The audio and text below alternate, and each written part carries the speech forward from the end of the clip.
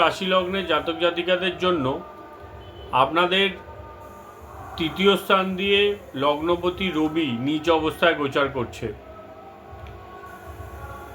তবে পরিস্থিতি আপনাদের জন্য কিন্তু বেটার আছে। আর্থিক দিক থেকে উন্নতি হবে, ধন লাভের ক্ষেত্রেও স্থিতি আপনাদের জন্য পজিটিভ।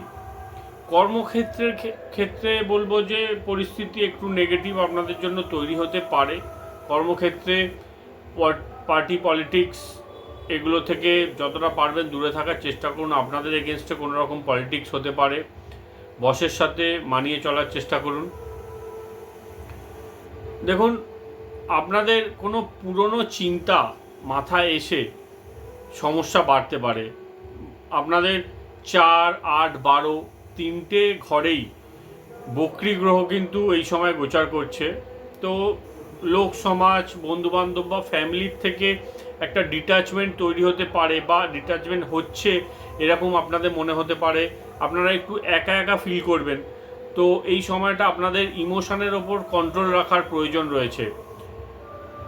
যতটা পারবেন সোশ্যাল থাকার চেষ্টা করুন, সেটা আপনাদের জন্য ভালো হবে। কোনো নির্ণয় নেওয়ার ক্ষেত্রে এক্সপার্ট ওপিনিয়ন নিয়ে নির্ণয় নিলে আপনাদের জন্য ভালো হবে। 16 তারিখের পর রবি যখন আপনাদের চতুর্থ স্থানে চলে আসবে তখন বাড়ির পরিস্থিতি আপনাদের জন্য অনেকটা বেটার হয়ে যাবে। কর্মক্ষেত্রে বা ব্যবসা বাণিজ্যের ক্ষেত্রে 23 তারিখের পরের সময়টা খুব বুঝে শুনে আপনাদেরকে পদক্ষেপ ফেলতে হবে।